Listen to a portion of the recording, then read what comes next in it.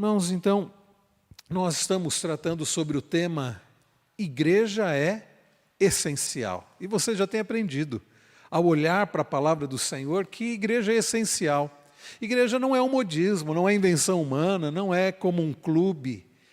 A igreja foi instituída por Jesus, que é o cabeça da igreja, para o nosso bem, para a bênção na nossa vida. E por mais que a igreja seja imperfeita, porque é constituída por pessoas imperfeitas, ela ainda assim é uma bênção do Senhor para a nossa vida. Nós temos aprendido sobre a importância da igreja, aprendemos sobre a importância de congregarmos, a importância de participar da igreja. Já aprendemos ao longo dessa série, inclusive através do pastor Cleiton, sobre a importância de amarmos aos irmãos.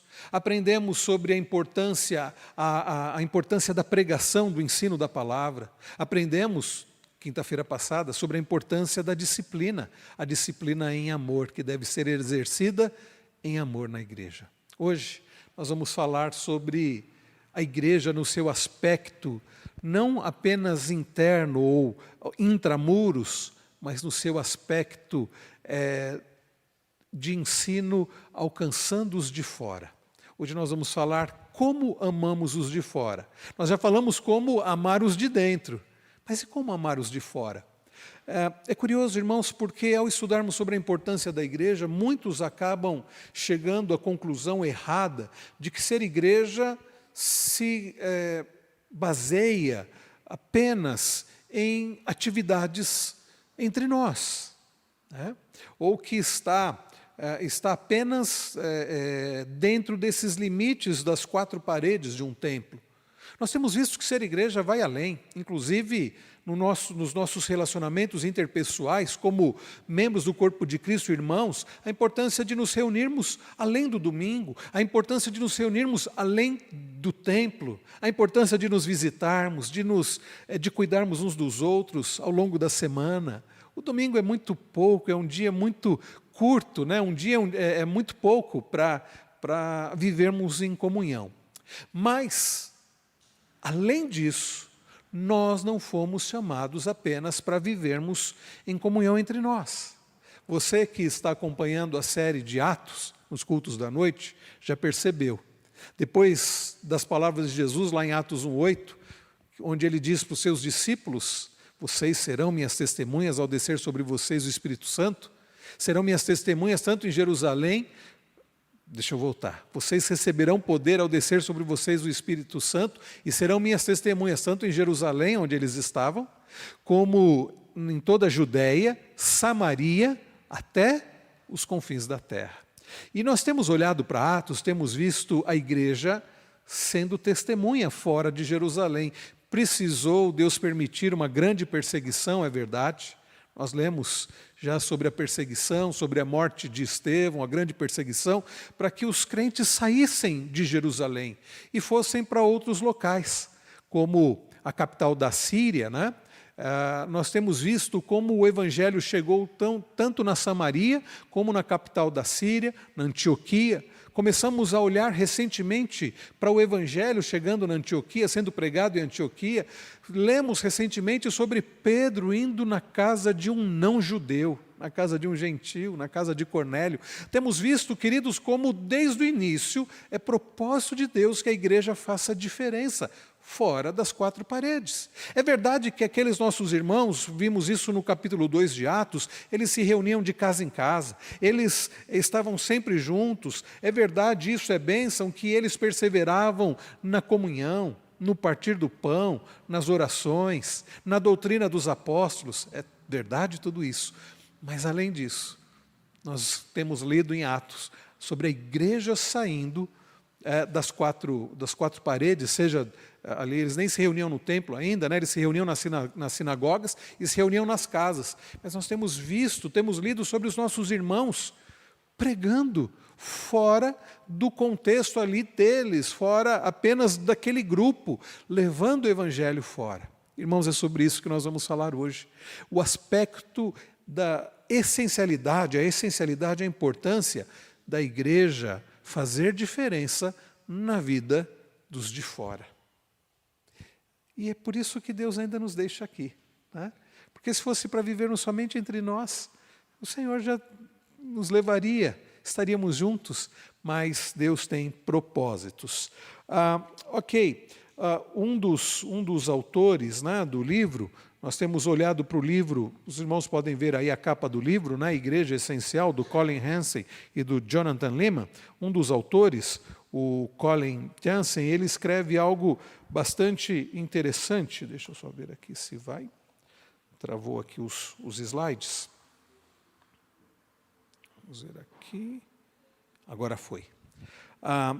Olha só o que o Colin Hansen diz.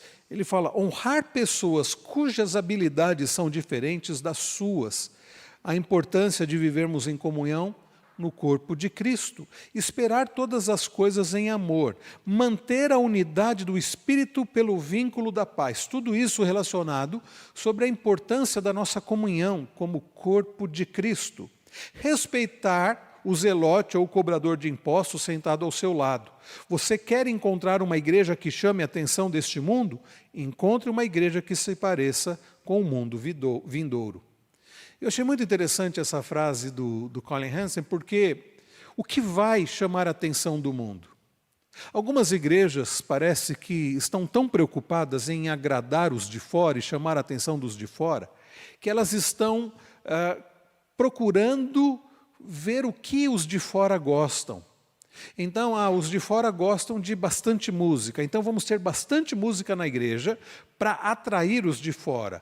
Os de fora não gostam de um aspecto muito assim, cara de igreja. Vamos tirar o púlpito, vamos fazer com que aqueles que ensinam, pregam, os pastores, não usem roupas muito formais.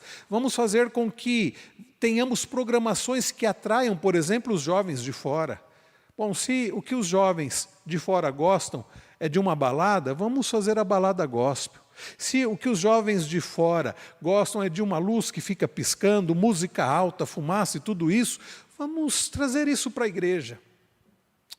Percebam, isso não é bíblico, essa não é a vontade de Deus.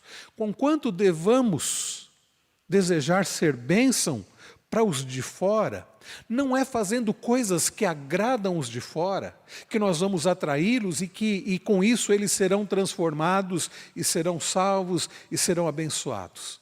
É um erro achar que para fazer diferença para os de fora, nós devemos atraí-los com aquilo que eles gostam. Por isso que me chamou a atenção essa frase do Colin Hansen, quando ele diz: você quer encontrar uma igreja que chame a atenção deste mundo? Encontre uma igreja que se pareça com o mundo vindouro. Encontre uma igreja que se pareça com um mundo que será restaurado, que será transformado em glória, onde haverá comunhão, onde haverá o cuidado mútuo, onde haverá o amor fraternal, cuidado mútuo no sentido do amor fraternal, não que vamos depender de algo, porque estaremos completamente supridos pelo Senhor. Se queremos chamar a atenção do mundo, precisamos ser diferentes do mundo. Jesus, lá no Sermão do Monte, diz: vocês são sal da terra e luz do mundo. Irmãos queridos, precisamos amar os de fora. Nós não podemos, e aqui eu creio que acontecem dois erros em geral. Alguns, em nome de amar os de fora, acabam dizendo, querendo atrair de qualquer jeito e dizendo assim: viva do jeito que você já está vivendo. Nós tratamos disso recentemente, falando do perigo das chamadas igrejas inclusivistas, que dizem assim: não somente todos são bem-vindos, mas podem continuar vivendo do jeito que vivem, Deus não se importa com isso. Outros acabam por errar, porque dizem assim: não, vamos nos fechar aqui e os de fora não têm lugar, não têm espaço. E se alguém vem de fora, e principalmente se vem com uma roupa um pouco diferente, com um jeito um pouco diferente, pessoal, opa, fica longe. Dois erros. Precisamos amar os de fora, precisamos atraí-los, precisamos, aliás, mais do que atraí-los à igreja, precisamos ir até eles, precisamos recebê-los bem, precisamos recebê-los em amor e precisamos fazer diferença na vida deles. E nós só faremos diferença na vida dos de fora se nós formos diferentes, formos semelhantes a Cristo. E se o Evangelho não atrair, nada mais vai atrair. Eu tenho percebido a luta, o esforço e a frustração de igrejas que acabam por fazer coisas para agradar os de fora, dizem assim: precisamos fazer programações para atrair os de fora. E todo final de semana tem que ter uma programação diferente, um esforço, porque se parar de agradar, o que acontece com esses que estão vindo de fora, estão sendo agradados pela igreja? Quando a igreja parar de fazer aquilo que eles querem, agradá-los com comidas, com músicas, com toda sorte de coisas que eles gostem, o que vai acontecer quando isso acabar? Eles vão, embora. Agora, e quando é o evangelho que atrai? Quando é o evangelho que atrai? Eles ficam. Ainda mais se continuar tendo ensino da palavra, comunhão em amor. Então é sobre isso que nós vamos falar, irmãos. Sobre a importância da igreja, ser igreja, além dos de dentro, além de estarmos juntos em comunhão, além de sermos bênçãos um na vida dos outros, mas bênção também na vida daqueles que não estão aqui. Indo até eles, recebendo-os em amor, fazendo diferença para a glória de Deus e para o bem deles. Nós temos aprendido nessa sequência de estudos, relembrando até os estudos anteriores, que a igreja é um grupo de cristãos. É um grupo de cristãos que se reúne como uma embaixada terrena do reino celestial de Cristo. Somos embaixadores de Cristo, falamos em nome de Jesus, né? Ou como nós temos aprendido em Atos, somos testemunhas de Jesus. Para quê? Para proclamar as boas novas e os mandamentos de Cristo, o Rei. Para proclamar as boas novas, isso significa a palavra evangelho, né, do grego evangelion, significa isso, boas notícias, boas novas. E os mandamentos de Cristo, que é o Rei, para afirmar uns aos outros como seus cidadãos por meio das ordenanças e para evidenciar o amor e a santidade de Deus por meio de um povo unificado e diverso em todo o mundo. Nós, por vezes, nos esquecemos do caráter, né, universal, no sentido que o Evangelho tem, e da responsabilidade que a igreja tem para fazer diferença na vida dos de fora. Por que estamos envolvidos em missões? Porque não temos com que gastar dinheiro aqui? Irmãos, claro que nós temos. Temos a necessidade de fazer uma reforma aqui embaixo. Mas por que nos comprometemos em auxiliar missionários e queremos aumentar o número de missionários? Porque nós entendemos a importância, a responsabilidade que a igreja tem de proclamar as boas novas para pessoas que estão em lugares onde nós não podemos ir. Mas tem irmãos nossos lá, entre tribos indígenas no Brasil, Pará, Amapá, entre os africanos, entre pessoas na América do Sul, como no Uruguai, enfim, entre pessoas do leste europeu. É por isso que nós temos auxiliado, o que nós chamamos de missão de segurar cordas, temos auxiliado em oração e financeiramente irmãos nossos que estão nessas regiões. Mas é um grande engano pensar que com isso estamos fazendo a nossa parte, não. Porque não basta auxiliarmos aqueles que estão onde nós não podemos ir. Precisamos fazer diferença onde nós estamos, no bairro onde moramos, com as pessoas com quem convivemos, na escola, no trabalho, nos cursos em geral. Fazer diferença na vida dos de fora. E é por isso que precisamos lembrar da chamada grande comissão. Estão lembrados da grande comissão? A grande comissão está lá em Mateus 28. Jesus Cristo, pouco antes de subir aos céus, Jesus se reúne com seus discípulos. Jesus havia ressuscitado dentre os mortos. Jesus manda avisar aos discípulos que ele queria conversar com eles num determinado local. Eles se encontram.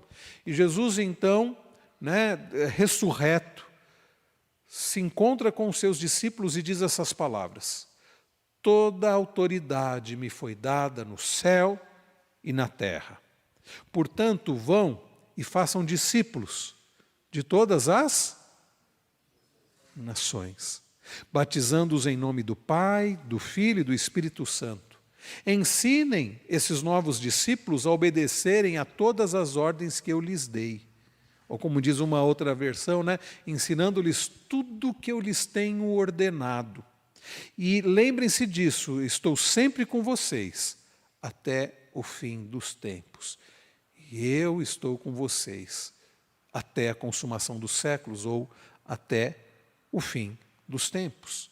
Nessas palavras de Jesus, que ficou conhecido como a Grande Comissão, nós já vemos a importância, irmãos, de fazermos discípulos, não apenas onde estamos. Nós falamos no domingo passado, foi domingo missionário, né? Nós adiantamos para o domingo missionário, nós falamos que missões, essa tarefa de fazer discípulos, começa onde? Dentro de casa. Então, nós devemos fazer discípulos, levar nossos filhos a serem discípulos de Jesus.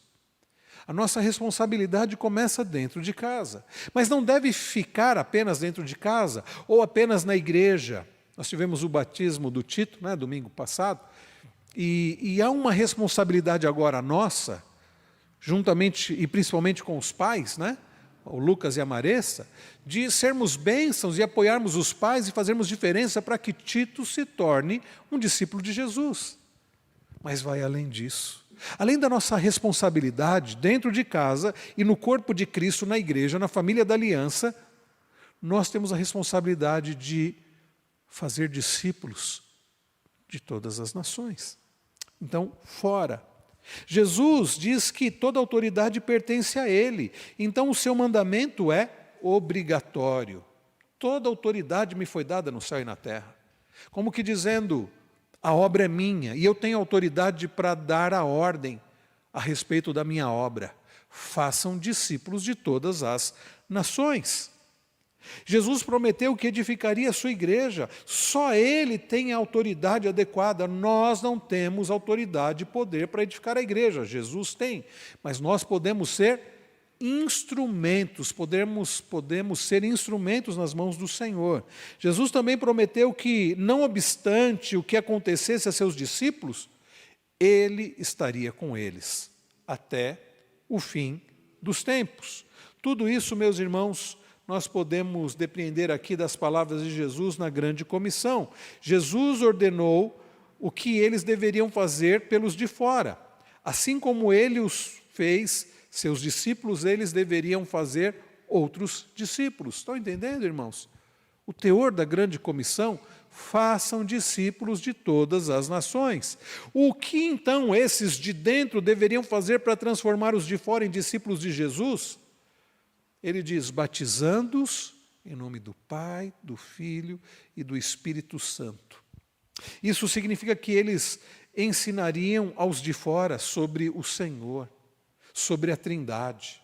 Então, irmãos, considerando a crença judaica em um Deus e a crença romana em muitos deuses, essa doutrina exigiria um tratamento paciente, cuidadoso e prolongado. Ensinar que só existe um Deus, mas Ele subsiste em 3 pessoas distintas, Pai, Filho e Espírito Santo.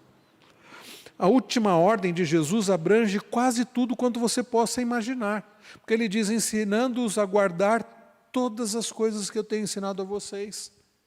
É por isso, meus irmãos, que nós vimos recentemente sobre a essencialidade do ensino na igreja.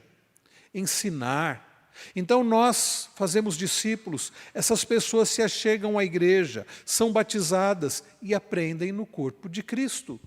Mas elas precisam ser alcançadas. Daí, irmãos, a importância de evangelizarmos, fazermos missões, amarmos os de fora, testemunharmos de Cristo para os de fora. E aí eles se achegam, eles são batizados e eles começam a crescer no corpo de Cristo. É isso que deve acontecer. E vejam o que o autor diz, o autor do livro. Obedecer a esse aspecto da ordem, que chamamos de grande comissão, deve ter exigido tempo e paciência. Provavelmente não é o tipo de coisa que você pode realizar apenas por chamadas de vídeo, muito menos em podcasts unidirecionais.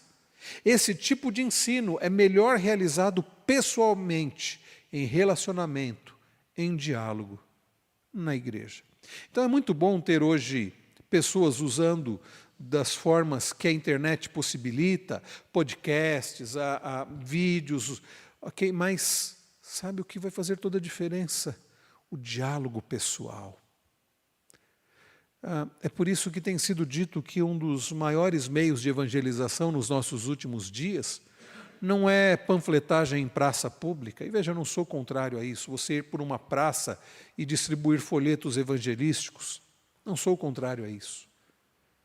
Não é você ficar tocando campainhas, batendo palmas e dizendo, olha, quero falar com você. Muitas pessoas nem atendem, nem abrem a porta, ou quando abrem, estão já com seus afazeres.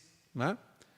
Sabe o que tem o método evangelístico que tem feito maior diferença?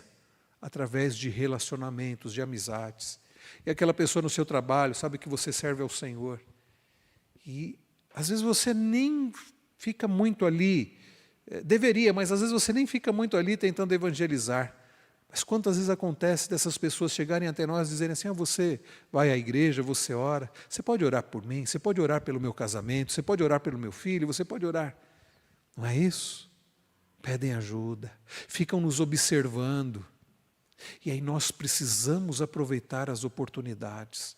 Nós precisamos, irmãos, aproveitar as oportunidades de relacionamento. Ah, não, mas meus amigos são todos da igreja. Eu nem converso com os de fora. Eu não faço amizade com as pessoas do meu trabalho, da minha faculdade, da minha escola, do meu curso, do meu... Como não? Por que não? Ah, não, eu não quero ser influenciado. Seja firme. Você é tão fraco assim que não pode ter amizade com alguém que vai ser influenciado, vai ser levado para o mundo? Bom, se você for tão fraco assim, então de fato... Mas não é possível, irmãos. Se somos crentes em Cristo Jesus, se temos já a base do Evangelho e vida com Deus, nós precisamos nos relacionar, não para sermos influenciados, mas para influenciarmos os de fora. E aí você precisa, então, amar essas pessoas e fazer diferença na vida delas e gastar tempo. Quer ver um grande meio evangelístico? Você convidar um desses seus colegas de trabalho, de escola ou vizinho, para ir na sua casa, oferecer um almoço, um jantar. Ah, pastor, não tenho nem tempo para isso. Estou envolvido na igreja todos os dias da semana. Aliás, isso está errado, esse ativismo.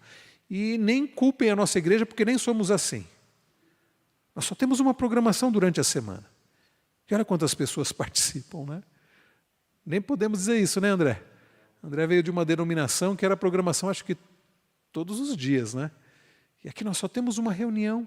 Ah, tem os irmãos do coral que ensaiam na terça, é verdade. Nem estamos conseguindo voltar aos pequenos grupos, porque não tem havido interesse por parte da igreja pelo retorno dos pequenos grupos. Ah, mas temos programações aos sábados. Bom, os adolescentes e os jovens têm praticamente todos os sábados. Um sábado no mês os jovens não têm. Que desculpa nós temos para não convidarmos um casal de vizinhos, de algum colega de trabalho, para ir na nossa casa oferecer ali um jantar, um almoço e testemunhar de Cristo? Então nós não temos desculpas, irmãos, nós precisamos amar os de fora, precisamos amar não fazendo o que eles querem, não passando a mão na cabeça dizendo isso, continue vivendo do jeito que você está vivendo, não. Mas é em amor, confrontando, inclusive mostrando onde eles estão errados, para o bem deles, e levando esperança em Cristo, mostrando, olha, há um caminho. Eles vão estar reclamando da política, do governo, do futebol, de tantas coisas. Você vai falar assim, olha, deixa eu te falar sobre alguém que pode te dar verdadeira felicidade. E não é um time de futebol, não é um político, não é um sistema político, não é uma ideologia, seja lá qual for, política e filosófica. É uma pessoa, é Cristo, e testemunhar de Cristo. Então, através de relacionamentos, de diálogos, mas a pergunta é, você tem tido interesse? Você tem amado aqueles que Deus tem colocado na sua vida? Ou você só ama os seus irmãos da igreja, se é que ama os irmãos da igreja? Você tem aproveitado as oportunidades com aqueles que Deus tem colocado na sua vida? Sejam vizinhos, parentes, colegas de trabalho, de faculdade, de escola. Então nós precisamos, irmãos, levar em consideração isso, e amar e fazer diferença na vida dos de fora. A grande comissão, façam discípulos. E como fazemos discípulos? Através de relacionamentos. Convide para vir à igreja, seja bênção, seja um bom amigo. Esses dias nós comemoramos o Dia do Amigo, e eu lia sobre isso, né, sobre a importância da amizade, e um dos artigos que eu lia, o autor dizia assim, você além de procurar bons amigos, você tem sido um bom amigo? Você tem sido um amigo para os outros? Será, queridos, que nós temos nos esforçado para sermos bons amigos, inclusive para os de fora, ou para os de fora também? Então façamos isso. Segundo, a igreja hoje. Podemos ver que Jesus pediu ali, ou ordenou aos primeiros líderes da igreja, né, os principais de dentro, que se encarregassem, né, de fazer diferença, para que ele transformasse pessoas de fora em pessoas de dentro, por meio da conversão. É o Senhor quem converte, é o Espírito Santo quem convence do pecado, da justiça e do juízo. Mas nós somos instrumentos nas mãos do Senhor, para levar a palavra aos de fora.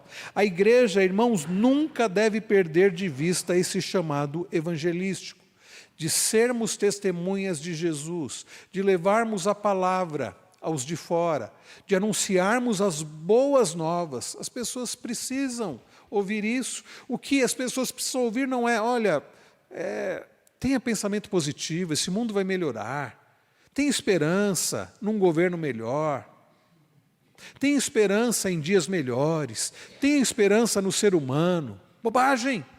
Não é isso que as pessoas precisam ouvir, porque isto também é muito, isso é fútil e não é verdadeiro.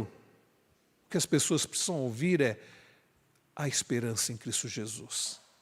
Esse mundo não vai melhorar, mas um dia esse mundo vai ser transformado em glória. Isso quando o Senhor fizer novas todas as coisas. Podemos ver que uma igreja deve construir relacionamentos. Desculpa, irmãos. Uma igreja deve construir relacionamentos de profundidade e de perseverança. Como é isso? É impossível ensinar tudo o que Jesus ordenou a pessoas que você mal conhece e mal vê. E hoje em dia pode estar mais difícil, né, devido à confusão teológica que existe. Isso vai exigir tempo, vai exigir discipulado, vai exigir evangelismo, vai exigir relacionamento. Portanto, para que a igreja possa cumprir com esse propósito de ensinar todas as coisas que o Senhor ensinou, né, ela precisa então de relacionamento. O papel do Espírito é nos ajudar a lembrar o que Jesus fez e ensinou. Olha o que Jesus diz lá em João 14, 26. Mas quando o Pai enviar o encorajador, o consolador, o paráclitos, né, a expressão ali do grego é paráclitos, que pode ser traduzido por consolador, ajudador, encorajador, Jesus está se referindo ao Espírito Santo. O Espírito Santo, como meu representante, ele lhes ensinará todas as coisas e os fará lembrar tudo o que eu lhes disse. Nós ouvimos isso recentemente, acho que foi o reverendo Wilson, mas em como que nós nos lembramos, na hora de evangelizar, nos vem à mente coisas e nós, como eu pude lembrar disso? O Espírito Santo. É claro que isso não é uma revelação, uma inspiração. Você precisa estudar a Bíblia, você precisa conhecer a palavra e Deus vai te abençoar, vai te iluminar para que você possa saber, lembrar o que você estudou. Porque nós não somos inspirados como os autores do passado, que Deus colocava na mente deles o que eles deveriam escrever. Hoje Deus nos ilumina para aprendermos, compreendermos e lembrarmos aquilo que Ele já inspirou, que já está na sua palavra. Então Jesus diz que o Senhor vai nos ajudar a lembrar. Entrar na igreja não deve ser um meio para alcançar sucesso financeiro ou emocional aqui e agora. Não podemos ensinar que Jesus é um meio para um fim mundano e temporário. Precisamos proclamar a Cristo Salvador. Precisamos, irmãos, anunciar, ensinar o verdadeiro evangelho, não o falso evangelho. Você não precisa de uma igreja, você não precisa da igreja, né, para nascer de novo, mas precisa da ajuda da igreja para andar sobre as pernas frágeis da fé, ainda incipiente. A igreja vai ser bênção para aqueles que estão chegando E precisa ser bênção para aqueles que precisam aprender da palavra, consolidar a fé, fortalecer a fé. É por isso que a igreja precisa pregar o evangelho, precisamos individualmente evangelizar, convidar as pessoas, trazê-las à igreja, aqui elas vão ser batizadas e aqui elas vão aprender da palavra. É por isso que nós temos escola bíblica dominical, a pregação da palavra nos cultos, para que aqueles que se achegam até nós cresçam no conhecimento de Cristo. Qual é o nosso papel? Anunciar, convidar, fazer diferença, nos relacionarmos com os de fora. E uma vez que eles estiverem aqui, eles vão crescendo, sendo nutridos através do ensino da palavra. Tudo bem até aqui, irmãos? Alguma dúvida até aqui? Estão entendendo sobre o nosso papel? Nós devemos, então, fazer diferença na vida daqueles que Deus tem colocado no nosso caminho. Às vezes a gente não percebe isso. Por que será que Deus colocou tal pessoa como professor na vida dos meus filhos, como médico, como advogado, ou como alguém que me auxilia na minha casa, nos serviços domésticos, como um vizinho, como um colega de trabalho, colega de turma, de escola? Nada é acaso. Se nós cremos num Deus que é soberano e que dirige todas as coisas, e eu espero que você creia, nós precisamos entender que nenhuma pessoa que Deus coloque no nosso caminho é acaso. São oportunidades para nós fazermos diferença na vida delas. Será que temos perdido essas oportunidades? Vamos para o terceiro ponto. E quanto a tudo mais que Jesus ensinou, e quanto a tudo mais que Jesus ordenou? Até aqui, meus irmãos, aprendemos que a igreja existe para ajudar os de fora a se tornarem de dentro, por meio da conversão, pregando o evangelho, convidando, dando testemunho e convidando para que venham à igreja e aqui sejam batizados e cresçam à semelhança de Cristo, né? Após isso, os de dentro ensinam os convertidos com paciência e diligência. As pessoas se achegando até aqui, primeiro elas precisam ser o quê? Você convida, dá testemunho, se relaciona e convida a pessoa para vir à igreja. Aí ela vem. E aí? Qual é a primeira coisa? Ela precisa ser bem recebida, bem acolhida. Acolhida em amor. Eu fui lá na sua igreja, eu já vi isso acontecer. Eu fui lá na sua igreja, você me convidou para ir na sua igreja, cheguei lá, nem você foi, tem isso, né? A pessoa convida e não vem à igreja. Eu fui na sua igreja, mas você não estava. Ou eu fui na sua igreja, mas ninguém olhou para mim, nem conversou comigo. Não fui bem recebido. Ninguém perguntou meu nome. Depois o pastor ainda falou assim, olha, vai ter um cafezinho lá embaixo. Eu desci. Estavam os grupos lá, ninguém nem olhou para mim. Eu fiquei num canto lá, fui embora. Terrível isso, né? A pessoa precisa ser bem acolhida, mas não somente bem acolhida, ela precisa encontrar um ambiente de graça, de amor, de acolhimento e de ensino da palavra. Aqui, ela precisa ter contato com as Escrituras. Talvez nem Bíblia ela tenha. Será que a gente tem tido esse cuidado? Os diáconos estão tendo esse cuidado. Eu vi, tem até Bíblias para visitantes ali, né? Tem uma Bíblia na versão que nós usamos aqui. Será que nós temos auxiliado os nossos diáconos? Quando chega alguém, você olha, talvez os diáconos lá do fundo eles não consigam perceber. Aí você vê, puxa, essa pessoa nunca vi na igreja. Ele se assentou e na hora de ler a Bíblia, ele nem tem Bíblia.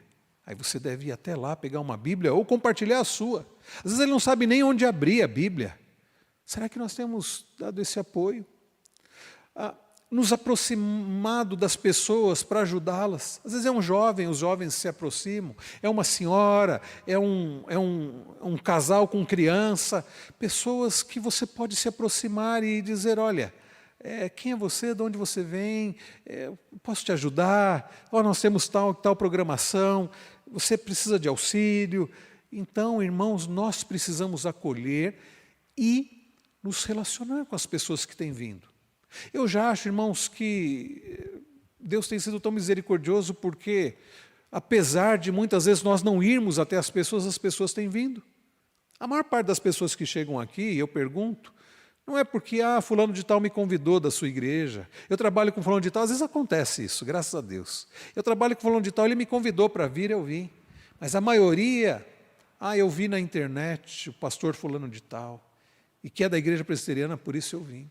Nós, na maioria das vezes, nós nem trazemos os de fora. Eles vêm porque Deus mesmo traz. Eu também acredito que quando nós convidamos é Deus trazendo, viu, irmãos? Mas, em geral, não é nem porque nós convidamos, é através da internet. A maioria das pessoas que têm se chegado aqui é através da internet, porque assistiram Hernandes Dias, Augusto Nicodemos e outros. E aí nós nem trazemos e nem acolhemos bem muitas vezes. Essas pessoas precisam ser acolhidas, bem acolhidas, precisam ser trazidas, precisam ser convidadas, precisamos dar testemunho para elas, precisamos acolhê-las bem em amor, e então precisamos fazer mais o quê? Discipulá-las. Elas precisam aprender a respeito de Cristo. O que Jesus diz lá em Mateus 28? Ensinando-as a guardar tudo o que eu tenho ensinado a vocês. Isso, meus irmãos, é muito importante. Jesus estendeu sua missão como oferta de si mesmo em sacrifício para perdoar pecados. Olha o que ele diz aos seus discípulos: pois nem mesmo o Filho do Homem veio para ser servido, mas para servir e dar a sua vida em resgate por muitos. Então, irmãos, precisamos compreender a relação. As pessoas precisam compreender a Bíblia. A maioria nunca leu a Bíblia, ou quando leu, nem entendeu nada. As pessoas precisam entender qual a ligação entre o Antigo e o Novo Testamento. As pessoas precisam entender, se é que os membros já entenderam, que a Bíblia não é um livro de histórias desconexas, mas é um livro que conta uma história. Que história é essa? A história da redenção. De Gênesis a Apocalipse, nós temos a história da redenção. O homem foi criado por Deus, pecou contra Deus. A criação, a queda. E aí vem a redenção. O que Deus tem feito? Redimido o ser humano em Cristo Jesus, através de Cristo Jesus. É sobre isso que a Bíblia ensina. Todo o Antigo Testamento apontando para Cristo, o Messias que viria. O Novo Testamento mostrando Jesus veio, Ele é o Messias, o Cristo. O Novo Testamento anunciando arrependimento de pecados para salvação e fé em Cristo. Os apóstolos ensinando isso. As pessoas precisam entender isso. Essa é a chave para descobrir o compromisso da igreja, tanto com o evangelismo quanto com a vida como membros dedicados as boas obras, entendendo, meus irmãos, as Escrituras, entendendo o Evangelho. E Jesus entendeu, Jesus entendeu sua missão e estendeu como oferta de si mesmo, a ponto dele dizer: pois nem mesmo o Filho do Homem veio para ser servido, mas para servir e dar a sua vida em resgate por muitos. Após isso, Jesus começou a explicar aos seus discípulos que ele precisava ir para Jerusalém, sofrer e ser crucificado, morrer e ressuscitar dentre os mortos. É isso que nós precisamos ensinar, o Evangelho. O que é o Evangelho? A boa nova da salvação, o que Jesus fez. Aí Jesus diz assim: vocês são a luz do mundo.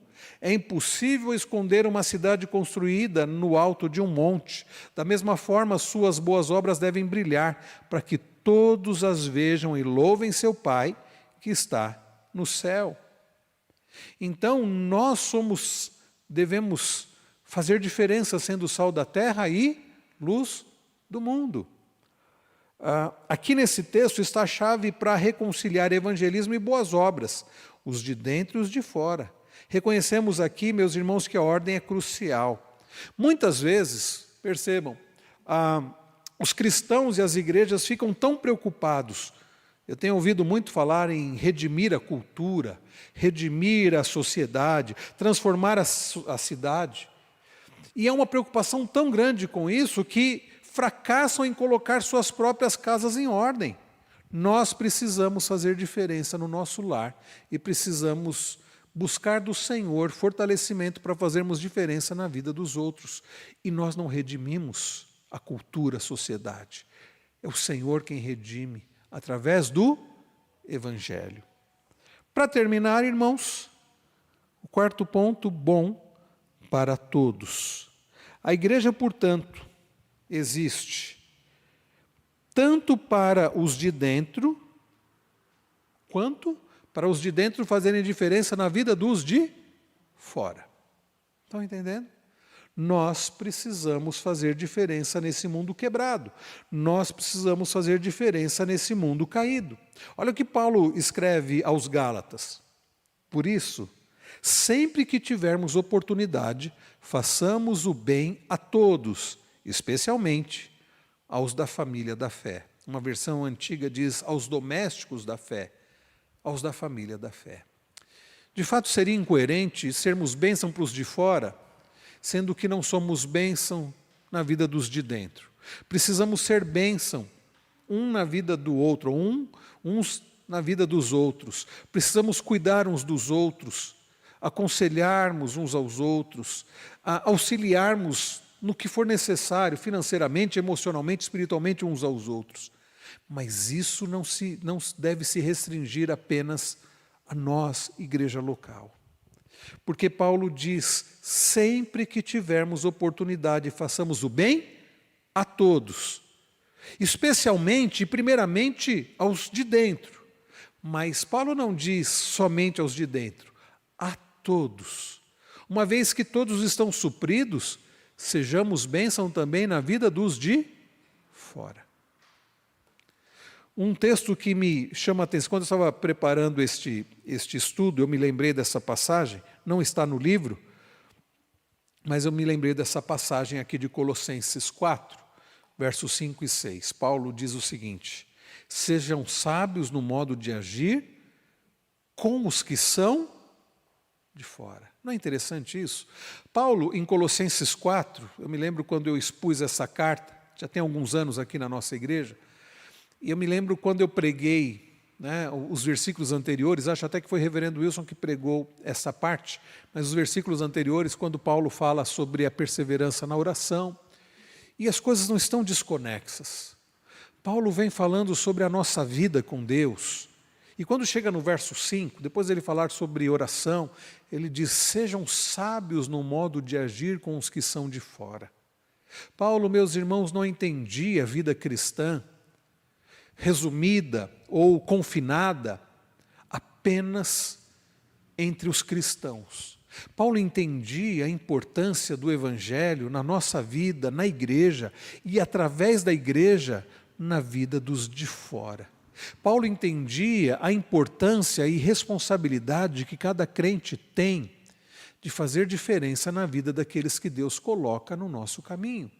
A ponto dele dizer, sejam sábios no modo de agir com os que são de fora.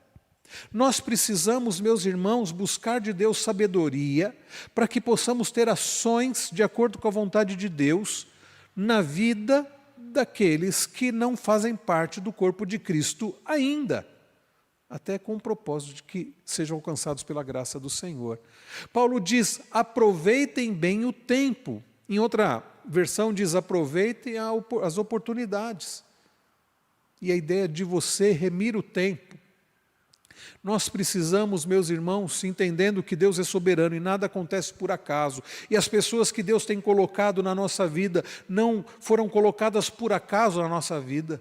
Nós precisamos pedir sabedoria de Deus, precisamos agir conforme a vontade do Senhor, precisamos aproveitar as oportunidades, aproveitar o tempo que Deus nos dá e fazermos diferença na vida dessas pessoas. E aí Paulo continua, no verso 6, ele diz que a palavra dita por vocês seja sempre agradável, temperada com sal, para que saibam como devem responder a cada um. Então nós precisamos, capacitados e preparados pelo Senhor, termos palavras abençoadoras. Isso envolve, meus irmãos, falarmos da palavra do Senhor. Aproveitarmos as oportunidades e testemunharmos de Cristo na vida daqueles que Deus colocar no nosso caminho. Estão entendendo, irmãos? A importância de sermos igreja. Alguém chamou de sal fora do saleiro, né? Porque o sal dentro do saleiro, que diferença ele faz? Né? E lá em Hebreus, o autor aos Hebreus fala de fora, né, dos portões, fora das portas, nós sermos igreja, testemunhas do Senhor Jesus no nosso dia a dia, nos locais onde Deus nos colocar, na vida daqueles que Deus colocar. É que em geral nós não temos essa visão. Eu estou no emprego, eu só consigo olhar a questão do salário ou o trabalho ali, as condições de trabalho. Eu não consigo pensar se eu estou aqui é porque Deus me colocou aqui, Ele tem um propósito para que eu faça a diferença. Se Deus me colocou nessa casa é porque Ele tem um propósito que eu faça a diferença nesse lar. Se Deus me colocou nesse bairro é porque Deus tem um propósito em me usar nesse bairro. Se Deus me colocou nessa família, se Deus me colocou nessa escola, se Deus me colocou nessa igreja, se Deus me colocou... Deus tem um propósito. Ok, irmãos, até aqui tudo bem? Alguma pergunta, alguma dúvida?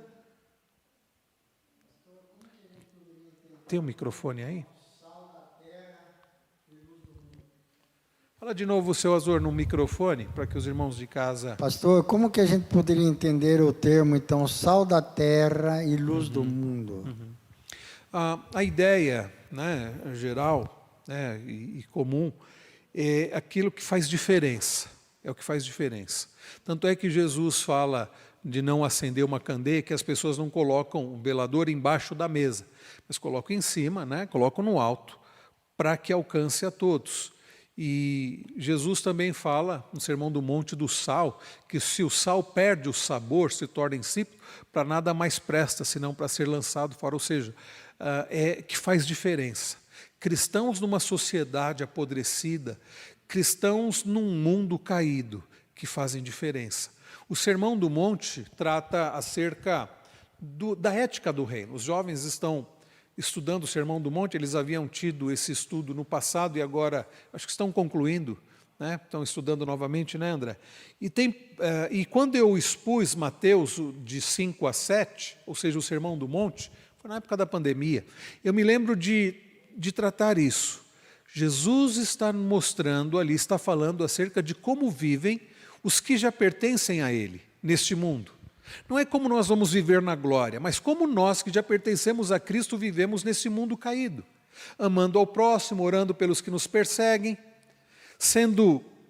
tendo verdadeira felicidade, como sendo pobres de espírito, humildes de coração, né?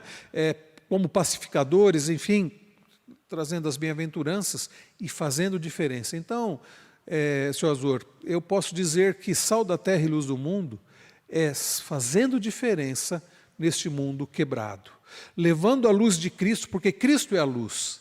Nós não temos luz em nós mesmos, mas como aqueles que conduzem, como fibra ótica, né? A fibra, se você pegar a fibra ótica, ela não tem luz nela mesma, mas se você iluminar uma ponta, ela vai conduzir. Então, sermos instrumentos nas mãos do Senhor, para que a luz de Cristo alcance as pessoas, sendo instrumento nas mãos do Senhor, como testemunha, para que esse mundo quebrado e apodrecido possa ser redimido por Cristo e preservado, quando nós somos sal da terra. Esses dias não, há muito tempo eu me lembro de uma pessoa dizendo assim, eu acho que os cristãos nem deveriam ter filhos, porque colocar uma criança nesse mundo tão mal, eu disse, meu irmão, é o contrário. É por isso que nós cristãos devemos ter filhos, para que os nossos filhos sejam discípulos de Cristo e façam diferença nesse mundo quebrado, para que tenhamos mais luzeiros, mais representantes visíveis do Deus invisível. Porque desde o início esse foi o propósito do Senhor. Quando Ele criou o homem, ao criar o homem, Ele desejava um representante visível de um Deus que é invisível. Adão falhou, Ele enviou o segundo Adão, que é sendo o próprio Deus Jesus Cristo, o representante visível do Deus invisível. E nós fomos chamados para sermos o quê? Imitadores de Cristo.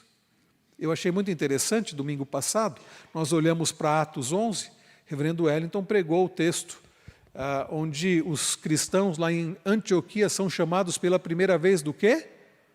De cristãos. Um cristão é alguém que é parecido com Cristo. Se foi pejorativo ou não, se a intenção daqueles não judeus, né, porque um judeu nunca chamaria de cristão, né, porque para o judeu o Messias ainda não tinha vindo. Então, provavelmente eram gregos, eram gentios que colocaram esse nome, esse apelido nos discípulos de Jesus. Se foi, como disse o reverendo Wellington, por provocação, de forma pejorativa, nós não sabemos. Mas que elogio deve ser para alguém ser considerado um cristão, ser chamado por alguém de fora de um discípulo de Jesus, um imitador de Jesus. Um cristão é alguém que é parecido com Jesus.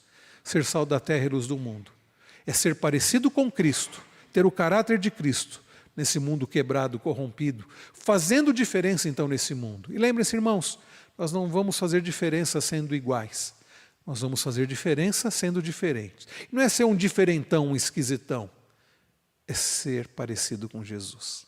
Tudo bem? Seu Azor, ficou claro?